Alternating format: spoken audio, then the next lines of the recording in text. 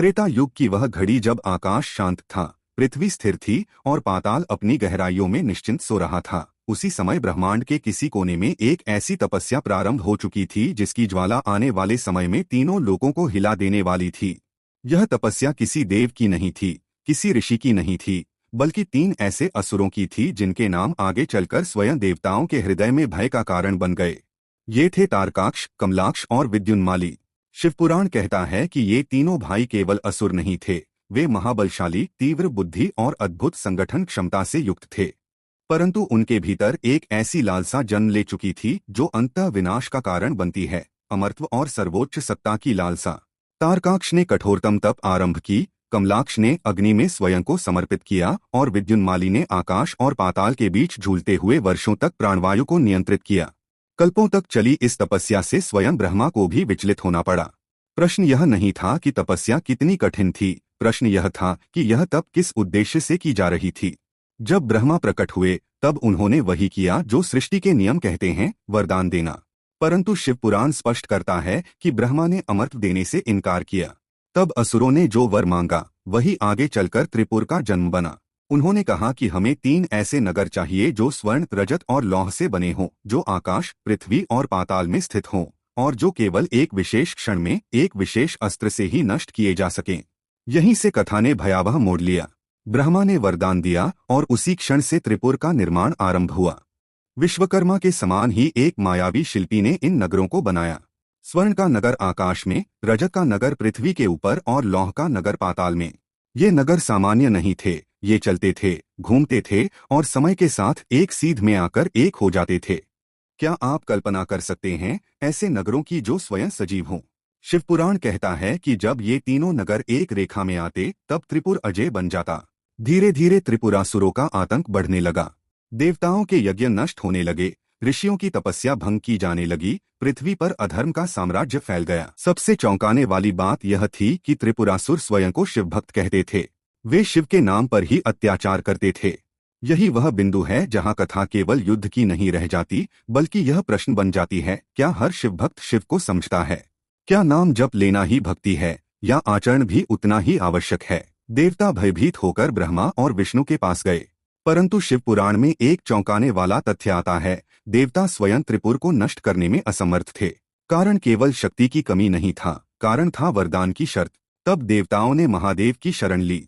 कैलाश पर पहुंचे देवताओं ने देखा कि शिव ध्यान में लीन हैं, पूर्ण शांति में, जैसे संसार में कुछ घट ही न रहा हो। यह दृश्य अपने आप में एक प्रश्न उठाता है, जब संसार जल रहा हो तब भी महादेव शांत क्यों रहते हैं? जब शिव ने नेत्र खोले तब केवल एक वाक्य कहा, समय आ गया है। यही वह क्षण था जहां सृष्टि का संतुलन बदलने वाला था। शिवपुराण बताता है कि महादेव ने स्वयं को योद्धा रूप में प्रकट करने का निश्चय किया, परंतु यह कोई साधारण युद्ध नहीं था। यह युद्ध शरीर का नहीं, चेतना का था। त्रिपुर केवल तीन नगर नहीं थे, वे मनुष्य के भीतर के तीन दोषों के प्रतीक थे, काम, क्रोध और अहंकार। और क्या आप जानते हैं, शिवपुराण स्पष्ट करता है कि जब तक ये तीन एक सीध में रहते हैं तब तक जीव अजय अहंकार में जीता है। देवताओं ने रथ तैयार किया, पृथ्वी स्वयं रथ बनी, सूर्य और चंद्रमा उसके पहिए बने, ब्रह्मा सारथी बने और विष्णु धनुष बने। यह दृश्य ही अपने आप में रोमांचकारी है। सोचिए, जब संपूर्ण ब्रह्मांड एक अस्त्र का रूप ले ले और उस अस्त्र को धारण करने वाले हों स्वयं महादेव। यह कोई युद्ध नहीं था, यह प्रलय की पूर्व सूचना थी। युद्ध से पहले महादेव ने त्रिपुरासुरों को चेतावनी दी। शिवपुराण कहता है कि महादेव कभी बिना अवसर दिए दंड नहीं देते, परंतु असुरों ने इसे भी अहंकार में लिया। उन्होंने सोचा वे उनका कुछ नहीं बिगाड़ सकते। यही सबसे बड़ा भ्रम था, क्योंकि शिव भक्त के भी स्वामी हैं और अधर्म के सबसे कठोर संहारक भी। जब वह क्षण आया, जब तीनों नगर एक सीध में आए, तब संपूर्ण आकाश स्तब्ध हो गया। ऋषियों की सांसें थम गईं, देवताओं की आंखें महादेव पर टिक गईं, और तभी महादेव ने एक ही बाण चलाया। एक बाण, परंतु उसमें तीन लोगों का न्याय समाया था। यही वह क्षण है जहां शिवपुराण कहता है, शिव ने युद्ध नहीं किया, शिव ने सत्य को प्रकट किया। महादेव के धनुष से छूटा वह एकमात्र बाण कोई साधारण अस्त्र नहीं था। शिवपुराण स्पष्ट करता है कि वह बाण समय, न्याय और चेतना का संयुक्त स्वरूप था। जैसे ही वह बाण आकाश में आगे बढ़ा, तीनों लोकों में एक अजीब कंपन फैल गया।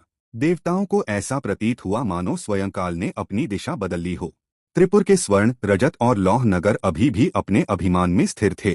तारकाक्ष, कमलाक्ष और विद्युन्माली को पूर्ण विश्वास था कि उनका अंत असंभव है। यही वह क्षण था जहां सबसे बड़ा सत्य सामने आता है। जब अहंकार चरम पर होता है तब विनाश निश्चित होता है। बाण ने सबसे पहले स्वर्ण नगरी को स्पर्श किया। वह नगरी जो आकाश में देवताओं से भी ऊपर उड़ती थी, पल भर में पिघलने लगी। कोई अग्नि नहीं, कोई विस्फोट नहीं, केवल सत्य का स्पर्श। रजत नगरी ने स्वयं को अजय समझा था, परंतु जैसे ही वह बाण उससे टकराया, उसकी दीवारें भ्रम की तरह टूटने लगीं। लौह नगरी जो पाताल में थी, जिसने स्वयं को सबसे सुरक्षित माना था, वह भी उस एक बाण से बच न सकी।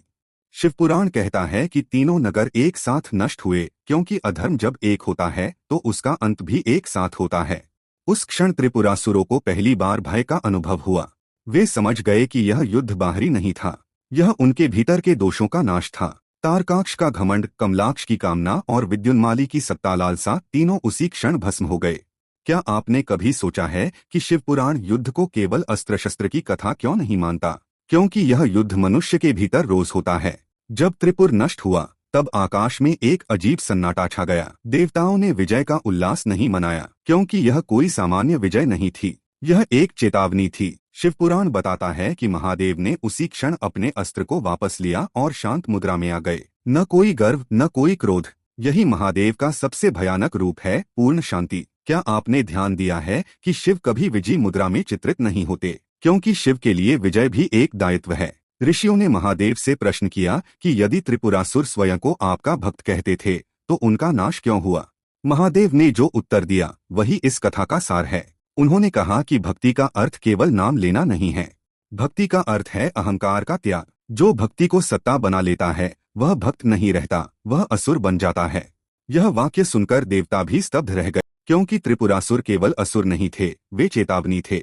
शिवपुराण यहाँ एक गहरा प्रश्न छोड़ता है, क्या आज का मनुष्य भी अपने भीतर त्रिपुर नहीं बना रहा? क्या हमारा अहंकार, हमारी वासना और हमारी सत्ता लालसा एक सीध में नहीं आ रही? युद्ध समाप्त होने के बाद शिव ने देवताओं को आशीर्वाद दिया, परंतु साथ ही चेताया भी। उन्होंने कहा कि त्रिपुर बाहर नहीं था, त्रिपुर भीतर था। जब तक मनुष्य अपने भीतर के 3 नगरों को पहचान नहीं लेता, तब तक वह स्वयं अपना सबसे बड़ा शत्रु बना रहता है। शिवपुराण इस कथा को यहीं समाप्त नहीं करता, बल्कि इसे साधना से जोड़ देता है। कहा गया है कि जो साधक त्रिपुरासुर वध की कथा को समझकर शिव आराधना करता है, उसके भीतर का अहंकार धीरे धीरे नष्ट होने लगता है। यही कारण है कि इस कथा को केवल युद्ध नहीं, आत्मज्ञान की कथा माना गया है।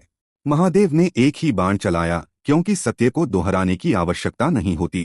त्रिपुर के नष्ट होने के बाद भी कथा समाप्त नहीं होती, क्योंकि शिवपुराण के अनुसार किसी भी घटना का अंत वही नहीं होता जहां दृश्य समाप्त हो जाए, बल्कि वहां से उसका वास्तविक अर्थ आरंभ होता है। त्रिपुरासुर वध केवल एक युद्ध नहीं था, यह एक दर्पण था जिसमें स्वयं सृष्टि ने अपना स्वरूप देखा। महादेव को तभी से त्रिपुरांतक कहा गया, क्योंकि उन्होंने केवल 3 नगरों का नहीं बल्कि उस त्रिविध बंधन का अंत किया जिसमें जीव बंधा रहता है। शिवपुराण स्पष्ट करता है कि त्रि शब्द 3 का प्रतीक है और पुर नगर का अर्थात वह संरचना जिसमें चेतना कैद हो जाती है। जब चेतना काम, क्रोध और अहंकार के नगरों में बंद हो जाती है, तब वह त्रिपुर में वास करने लगती है। महादेव द्वारा चलाया गया वह एक बाण वास्तव में एक ही था, क्योंकि शिव द्वैत को नहीं मानते।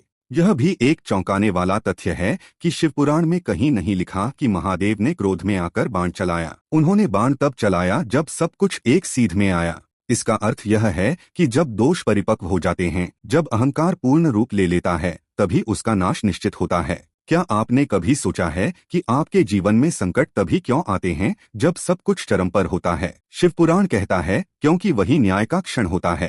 त्रिपुरासुर स्वयं को शिव भक्त मानते थे, परंतु उन्होंने शिव के मूल सिद्धांत को ही भुला दिया था। शिव भक्ति का अर्थ वैराग्य है, न कि अधिकार। शिव त्याग है, न कि संग्रह। जब भक्ति अहंकार बन जाती है, तब वह भक्ति नहीं रहती। यही कारण है कि शिव ने उन्हें अवसर दिया, चेतावनी दी, परंतु अंत में नाश भी किया। यह कथा हमें झकझोरती है कि क्या हम भी अपने धर्म, अपने ज्ञान या अपनी साधना पर अहंकार तो नहीं कर रहे।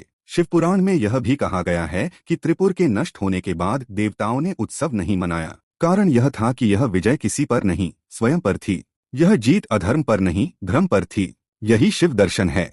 शिव कभी किसी को पराजित नहीं करते, वे केवल अज्ञान को मिटाते हैं।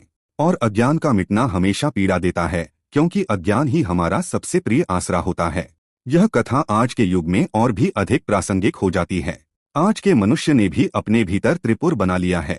एक नगर इच्छाओं का, दूसरा पहचान का और तीसरा सत्ता का। जब ये तीनों एक सीध में आ जाते हैं तब मनुष्य स्वयं को अजय समझने लगता है। ठीक उसी क्षण शिव का बाण सक्रिय होता है। वह बाण कभी बीमारी बनकर आता है, कभी अपमान बनकर, कभी अकेलेपन के रूप में। शिव पुराण कहता है कि यह दंड नहीं, जागरण है।